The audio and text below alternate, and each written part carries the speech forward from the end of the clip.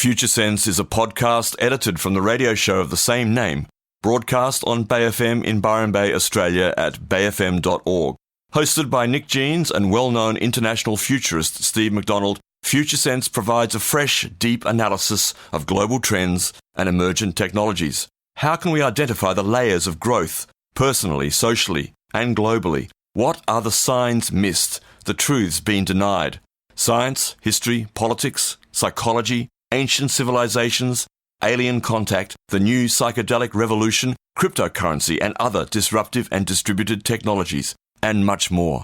This is Future Sense.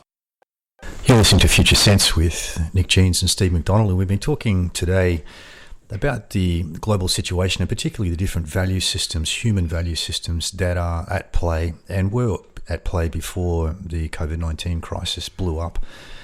And the fact that we are in a large-scale shift at the moment, you could call it a global revolution, there's no doubt about that, which is taking us from the scientific industrial paradigm, layer 5 values, according to Claire Graves' model, into the emergent layer 6 values, which are communally oriented and very much about reconnecting with each other and reconnecting with nature.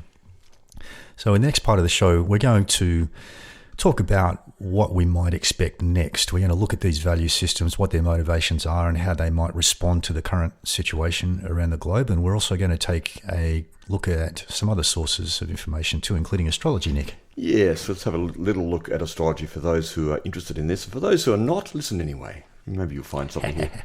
Astrology is, one could say, a sort of trans-rational approach, a mirror, something to read. It's not the causative nature of things. The stars don't actually literally make things happen, but they certainly reflect them very well. I might just add there, Nick, that astrology, like everything else, can be interpreted in different ways and through different value systems. And so you can take a very simplistic approach to astrology and just look at the sun sign forecasts. That's and right. The daily whatever it is, yeah. Which I used to do years ago. And I must admit that I kind of lost faith in it because it didn't work most of the time. But then, if you want to take a more complex approach to it and be open to the fact that we live in a holographic universe where the very nature of everything is embedded in everything. And if you look the right way at pretty much everything, you can find information that you might not think would be there, actually. It's very true, and I think that's a part of the opening up that many of us experiencing, is this availability to different forms of knowledge, different ways of knowing.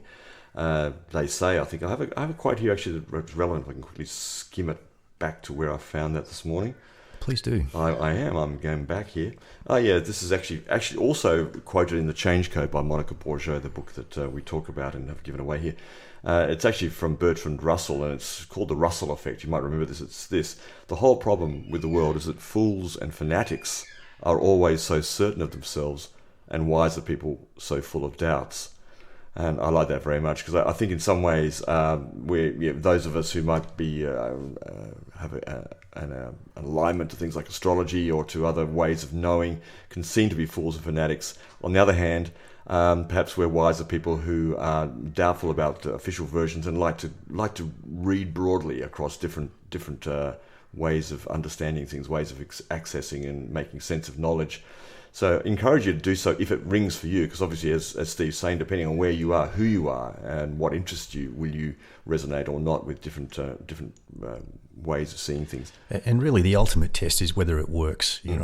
Listen to the information, wait and see what happens, and then see if it actually works. That's right. One of the most amazing things about this time is it is quite extraordinary astrology in this era that we are in this period, in this year in particular. And I've spoke a bit about that last week. We are in a unique time, which is once, it depends on who you read, what you read, but once in hundreds or thousands, in some cases years, some of the conjunctions, that means when planets are in the same position in the sky together, or appear to be so from our perspective.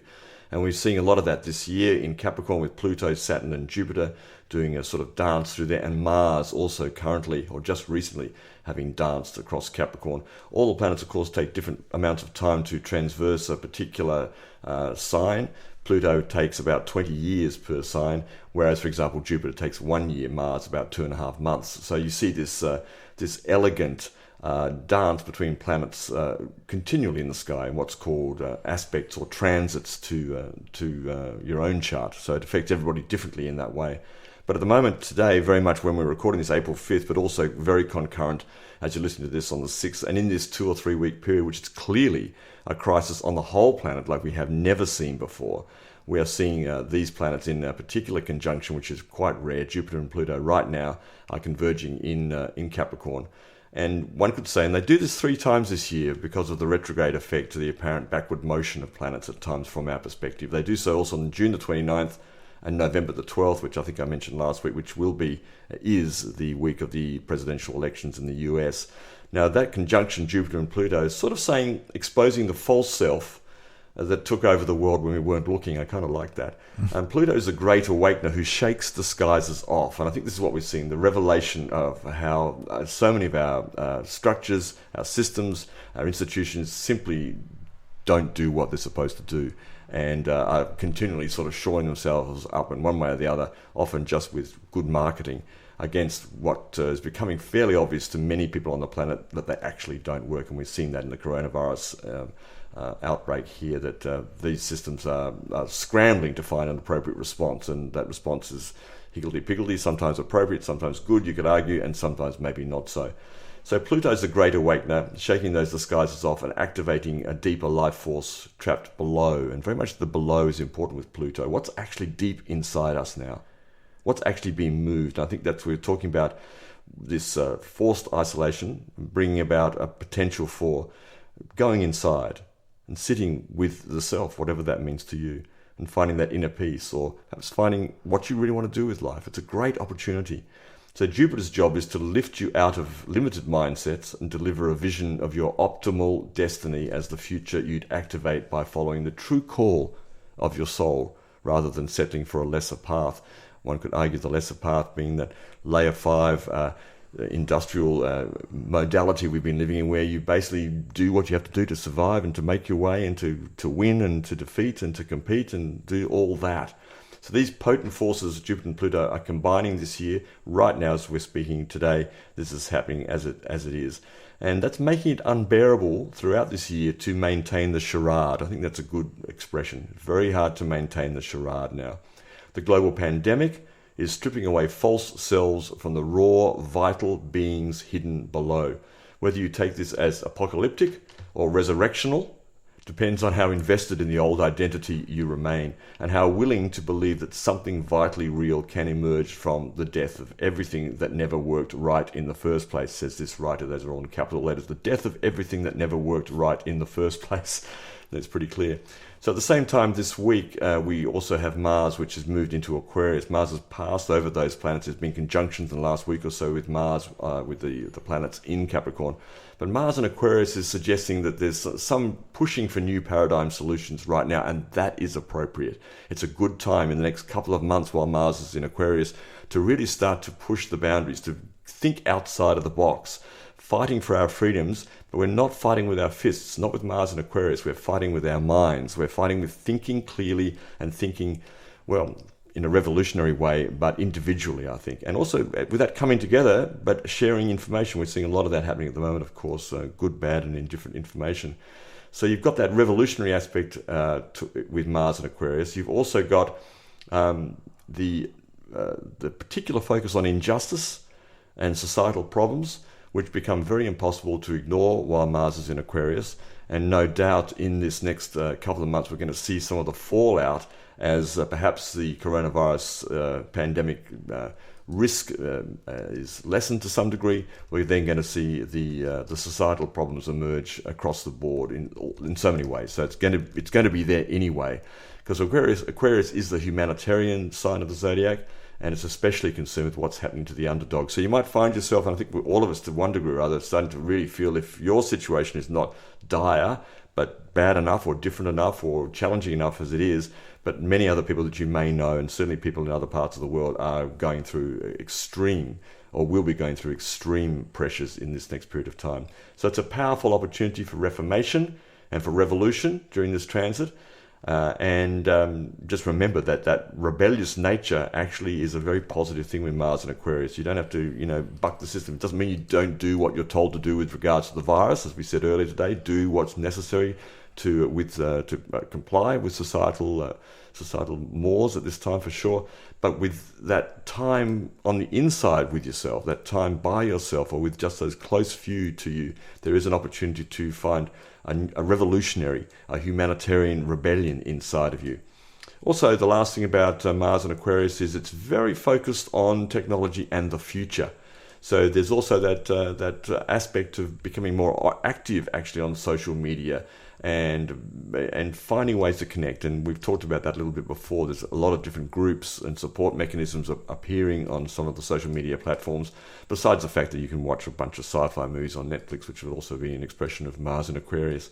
So we're seeing quite an opportunistic period we've just entered with that, while this lingering and still for quite a long time play and dance between the planets in Capricorn, Jupiter and Pluto. Saturn's just moved into Aquarius too in the last week, but it's going to move back. That's a suggestion to me that it's not over yet, and that's for sure. We're seeing, in a sense, a kind of respite right now, but I think we're just about to see in the full moon coming up this week on the 8th, we're about to see the next layer, the next level emerge, and we have no idea what that may look like. Thanks, Nick. That's really good. So much of that really hits the spot. You're tuned to Future Sense with Nick Jeans and Steve McDonald. Engage, emerge, activate, and spiral up. It's interesting just to sit and ponder the concept of a global revolution. And we can look back through history and we can look at various revolutions, and each revolution is shaped very much by the different value systems which are at play. And I guess the ones that we were taught most about in school often involved layer 4 versus layer 5, like trying to move beyond that sort of rigid, authoritarian social structure to a freer, more individualistic kind of a social structure. Where my marble's the biggest marble and it's going to take all your marbles. That's right, something like that.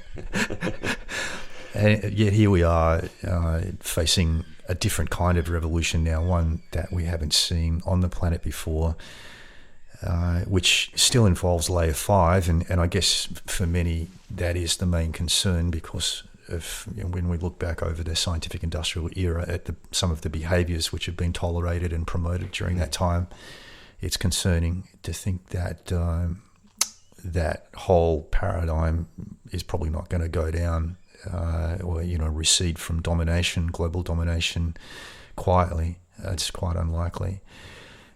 One of the encouraging things, though, is, and this has really been shown up by the COVID-19 pandemic, is that the typical solutions that paradigm comes up with really don't cut it. And what's been amazing to me is to see that governments which have been behaving very much in line with the old paradigm suddenly start behaving differently. Yeah, we alluded to that a little last week, and there's quite a lot of debate out there about that very fact, that those on the right wing, including the government of this country, the Scott Morrison government, a fairly right wing, certainly right of centre government, which is appearing to be incredibly socialist right now with the amount of money that it's generously giving out all over the place. Exactly. And meanwhile, the left tends to be quite okay with a bit more of a police state and the military being used in the shutdown, which you would argue they would not normally be subscribing to. So we're seeing that fading between the polarizations, and politically speaking, with regards to some of these things, which is a good thing. Yeah, it's very interesting. I think just pondering the old paradigm as a kind of a concrete slab, it could be a good analogy. I mean, it's certainly been the source of a whole lot of concrete, hasn't it, around the world in the last couple of hundred years. And think of the old paradigm, the concrete slab cracking under, because of disruption, the earth's moving underneath, things are changing, and it's cracking. And some pieces of the slab are kind of cracking off, so they're actually separate. In fact, the whole slab is kind of fragmenting at the moment. It's no longer, the solid piece that it was. Now it's breaking up into other bits of pieces. And in between, in those cracks, we're seeing new things emerging into the sunlight, like plants growing up, nature re-emerging, for example, which really fits with the theme of the sixth layer. As the light is getting in where it wasn't able to get before, and the darkness that was underneath the slab is being exposed. And I guess the opportunity now is that in these cracks in between, where those things are sprouting, there is the opportunity to fertilize those things and to focus on those things and to help them grow and maybe throw a few more seeds down in the cracks there. Yes, throw some seeds, that's for sure. If you can get any, it's quite hard to get seeds at the moment. It's hard to buy them. Even here in Byron Bay. Yeah, well, no, there are places. I have sources, don't worry. I'm just looking here at Monica's book, The Change Code, again, and some of the transition from orange to green. And I note an interesting thing here, which I'm sure you can expand on, and that is the emotion that drives the transition from orange to green is loneliness. That's right. And fascinating to think about that, given this connected world that we have, which fortunately right now, as we speak, we are able to connect with you and we're connected with each other around the world through the technology which has arisen in layer 5. It's part of the wonders that have emerged in this layer, that sort of technology.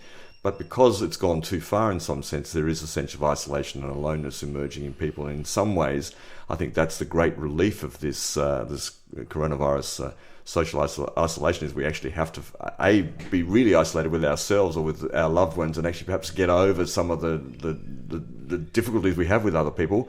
You can imagine some of the problems that some people are having out there, for sure. I can imagine, yeah. But I think that notion, how do we connect? Now, what's real as a connection? As we come out of this, what does connection look like in the future? I wonder about that. Yeah, it's a good question. And the fact that we are being isolated, as I said earlier in the show, opposites generate their opposite over time. So if you isolate somebody, you're going to generate the desire for the opposite of isolation. I mean, that's pretty much common sense, isn't it? Yeah. So we can expect that elastic band that's being stretched to, flick back in the opposite direction once the opportunities arise. From a global revolutionary perspective, though, we do need to be vigilant, because the same is going to happen for the other value systems. So for layer 5, people are operating out of layer 5, seeing their way of living being disrupted and wanting naturally to try and get it back, then we can expect them, we can bank on the fact that they will pull out all stops to try and hang on to the old system, keep the old system going. And it would be reasonable to expect to see some extreme expressions of their strategy once we move into the next phase of what's unfolding globally right at the moment. So I think we should steel ourselves for that. We should expect that to happen, not be surprised when it does happen, but also take some solace in the fact that the layer 5 strategies really aren't working very well at all. So whatever they try, it's likely to generate more energy that's going to take us towards layer 6, the emergence of layer 6. Yeah, I also wonder, depending on how much is lost by how many, those who have resources, have money, have stocks, have bonds, have other forms of assets in one way or the other, and how much and how many people will be affected by this particular calamity that's occurring now. And thus, if those people are largely perhaps situated in layer 5, they may not be, but they're going to have quite a hard time to scramble back and regain their wealth. In fact, it's well nigh impossible. So I wonder what the strategy might be given the situation where people lose that much. Yeah, I know. I mean, the saving grace is that everything is connected. So we are so connected and so dependent upon each other at this time that no one can afford any significant group of society to be left behind, because it will impact everybody. And just take your average suburb in your average city anywhere in the world. If a good selection of people are unable to afford to live, for example, imagine the difficulties that's going to create in your street, right? And even for folks who might be in very fortunate circumstances, in fortunate suburbs, they won't find life the same in a city, where the other side of the city is unhappy and the other side of the city is disrupted, or it's not fed properly, or it hasn't got utilities and those sorts of things. So we just cannot, try as hard as we might, disconnect ourselves from each other at the moment. And that really will be a saving grace, because people will find practically that, okay, we have to lift everybody up here. Yeah, and we have to do that locally. We have to do it with a sense of resilience. We use that word quite often on this show. But it does give that opportunity for the green values to emerge, doesn't it? And there will be resistance, as you're saying. People will not be there in themselves or in their families or in their particular tribal or national collectives. Yeah. But overall, the pressure will tend to be towards more collectivism, more consensus, more social safety nets, and more communication and more connection with the planet and with each other. And that will be let's hope so, that will be the abiding pressure in societies around the world through this. Yes. With a lot of resistance, as you're saying, we have to be very vigilant, because it's not going to be easy to transition. No, that's right. I mean, there are some obvious things that we can expect, and I might just go back to the value systems and look specifically at the value systems and some of the particular challenges that they might throw up in places where layer 4 values are playing out. And again, they are more prominent at the moment because of this values regression that's been taking place in recent years. The rigidity from layer 4 strategies is going to actually create possibly the most tension within societies, where governments or authorities or groups of people are being completely rigid about what they are demanding or what they will or won't do.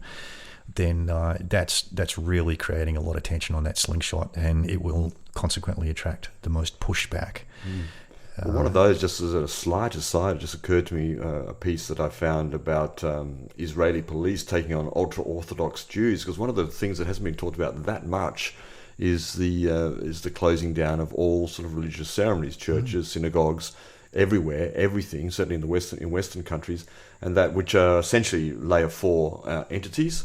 So they're not operating the same way anymore. So those people who are used to having that strong layer 4 home in their churches, whatever denomination it might be, they don't have that anymore. So that's quite a powerful thing, just that. It is, absolutely. Their lives have been disrupted. And, those are the sorts of things that give rise to value shifts. They give rise to values regressions, where people, for example, who might have been living by layer 4 might regress to layer 3. In which case you might find, violent protests and those sorts of things. And we were seeing plenty of that going on before COVID-19 broke out in places like France, Hong Kong, yes, absolutely, and others, plenty of other places. Actually, if you want to go and Google protests 2019 and just see how many countries come up there, there was a lot going on before this began. And this is a temporary pause. It's not fixing those problems at all. In many respects, it's actually making them worse. So we ought to be aware and prepared for changes in that order, once we come out the other side of this.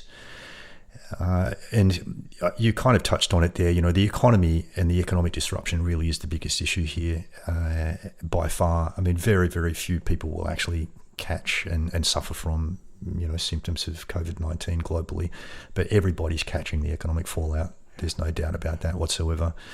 And the economic fallout is going to be expressed within a world that had all the problems it had when we came into this situation, which have all been, many of them have been put on pause at the moment. So it's going to be expressed within a world of corruption and, crumbling democratic systems. It's going to be expressed within a world where social systems are no longer doing the work that they used to do, and people are realizing that, and they're demanding change. So we need to be vigilant as we re-emerge into the world, and we need to look for those cracks in the concrete slab where we can throw a few more seeds and pour a bit of fertilizer, and really that is the fastest way out of this, is to help this new paradigm grow and lift everybody out, because that's its nature. Layer 6, that paradigm's nature is communal values. It is to rebalance things. It is to redistribute things. It's to have strong networks. It's to have resilient communities, and those are all the things that we need to work on. Yeah. We'll take a break and we'll come back for the last segment here on Future Sense you're tuned to. And as I've been saying, of course, futuresense.it is the website where you can access the podcast, which is usually up within 24 hours of this broadcast, which you are hearing on Monday if you're tuned into the radio or via our website. We're recording this, as you know, like all other radio shows on Bay FM at the moment, from remote locations. And we are recording on the 5th, and it is you're listening to it on the 6th. We'll be back after this here on Bay FM. You're resonating right now on Future Sense with Steve McDonald and Nick Jeans. You're listening to Future Sense with Nick Jeans and Steve McDonald, and we're recording this on Sunday the 5th of April for our Monday the 6th of April show. We've been talking about the role of value systems in human behaviour, the things that were going on in the world and being driven by various value systems prior to the COVID-19 breakout. And then we spoke a little bit about what we might expect next, the things that we might expect some of these value systems to do, and some of the signs that we're seeing of the emergence of a new paradigm and opportunities to grow that. And to wrap the show up, I thought I just might mention a couple of touchy topics. Oh, touchy topics. We like those, don't we, folks? I had a message from a friend in Melbourne a few days ago now who was very genuinely concerned about the possibility of the imposition of martial law here in Australia. And I guess some people are clearly concerned about that possibility with the kind of authoritarian shutdown that has taken place, albeit fairly well intentioned and I think without too much strife at this point. Here in Australia, we have in our army, we have about 49,000 people. That includes reserves. I think it's roughly about 30,000 regular, fully trained soldiers. And it's really quite small, isn't it? It's quite small. I mean, we're a big country in terms of our size, but we're a small country in terms of our population. Yeah. And I wrote back to my friend and I just said, look, I haven't seen any indication that might happen, but even if they wanted to, there's 25.6 million people in Australia and we have an army of about 49,000 people. Now, that doesn't go very far. And I know from experience, having spent 15 years in the army and often being challenged to try and do tasks that were really way beyond, the possibility of my small number of troops that I was working with at the time, but just having to make do and do the best that you can under difficult circumstances. But in a practical sense, there just aren't enough police or military in Australia to enforce martial law nationally. It's just not going to happen. It's not a possibility. That they sometimes struggle to cope with small trouble spots, like the Cronulla riots and those sorts of things. So I really would put that fear to bed. I don't see that it's being a possibility at all. I would hope not. I mean, I did say to you off air that we don't have many guns, which I'm very happy about in this country. We're not a gun carrying population on one hand, so we don't have much to fight with. And I also think in response to that, to the amount of fear that can be generated can actually outweigh the numbers to some degree when people are that afraid of authority and what may happen to them if they don't abide by whatever shutdown laws that are imposed upon them. Yeah, certainly that's true, and it is a delicate balance. And I was going to say this is part of our summary, so maybe I'll go there now. One of the great risks that we face with the current lockdown in place is that it's only working because people, are genuinely concerned about the threat and they genuinely feel that they need to comply and take actions, in order to keep everyone safe. And that's a really, really good thing.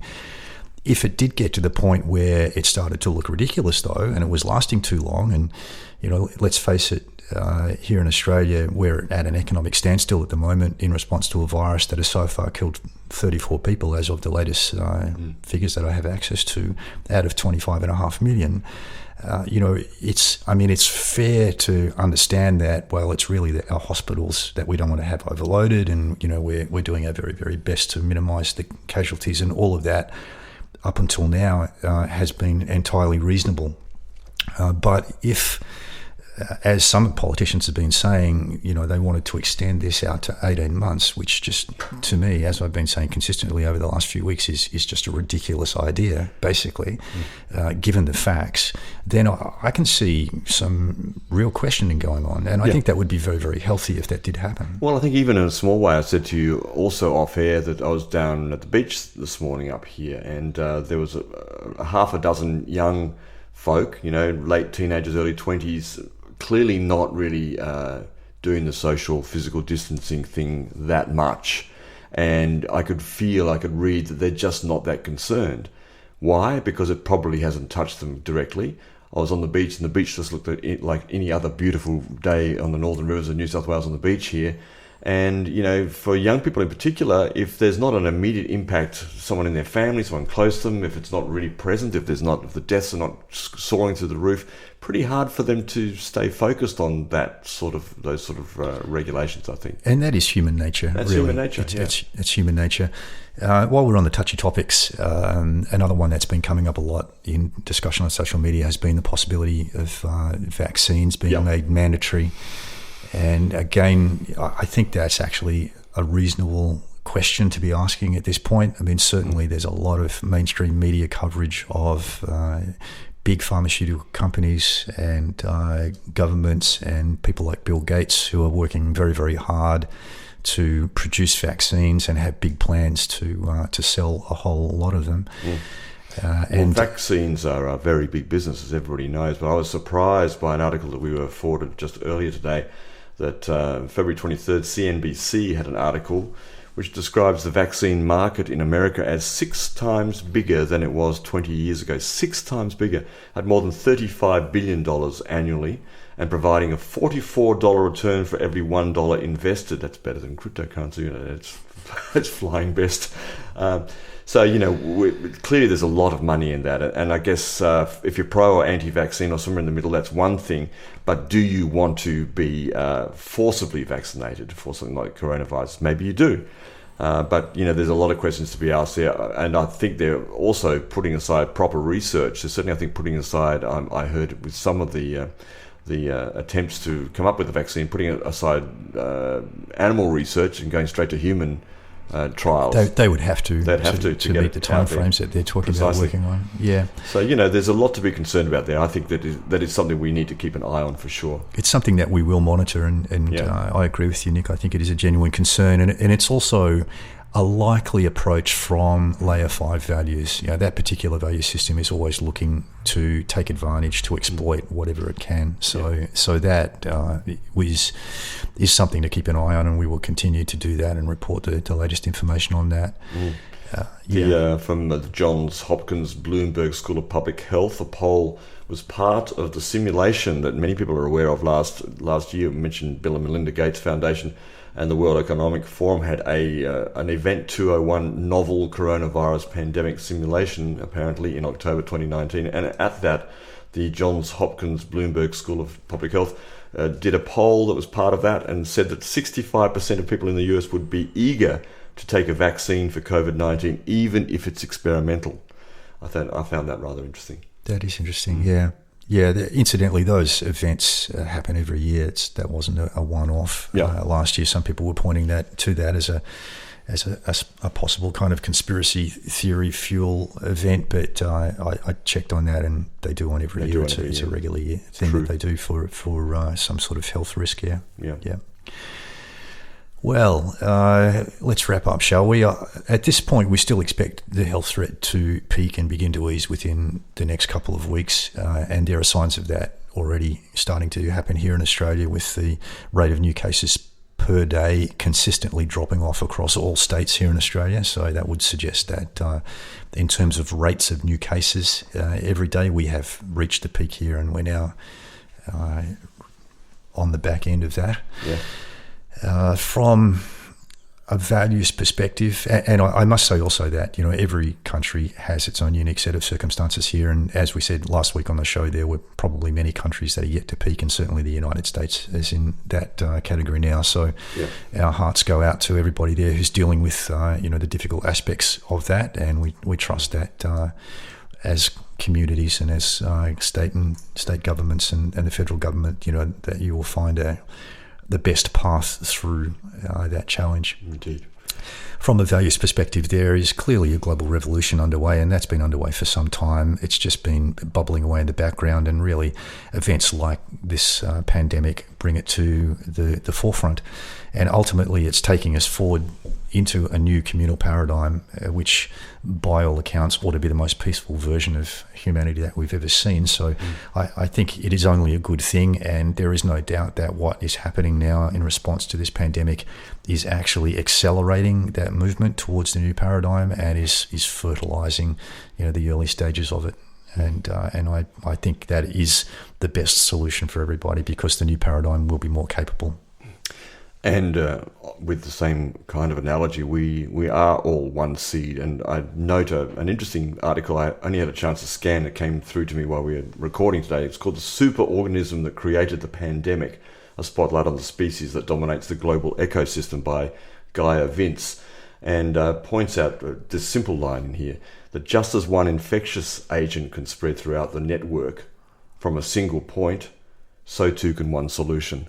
And I think that's really lovely to think that, we are a superorganism who, because of our nature on this planet of dominating the global ecosystem, in one sense, in one way or the other, we have created this problem. We've made the conditions available for these kind of viruses to arise, perhaps you could say, in this kind of way. But at the same time, that superorganism that is us can also come up with a solution from one point at any time. Absolutely. And the great wisdom traditions tell us that, in effect, we are creating our own reality. And so it really comes down to what we're focusing on, how we're feeling about life and what we're anticipating. And the opportunity is there in this moment of quiet as we pause to think about what it is that you're focusing on. Are you focusing on the fearful aspects? Are you focusing on who you are and how you are being in the world? And maintaining a positive outlook, expecting the best, trusting in the universe to deliver exactly what you need. And supporting each other out there in the best way that you can. Thanks for tuning in today, and stay safe, stay home, most of the time, and stay tuned to Bay FM and to our podcast at futuresense.it. We'll be back with you next week here. Thanks for joining us. Thank you.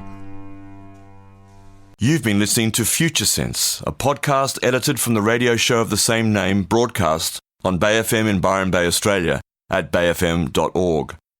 Future Sense is available on iTunes and SoundCloud. The future is here now. It's just not evenly distributed.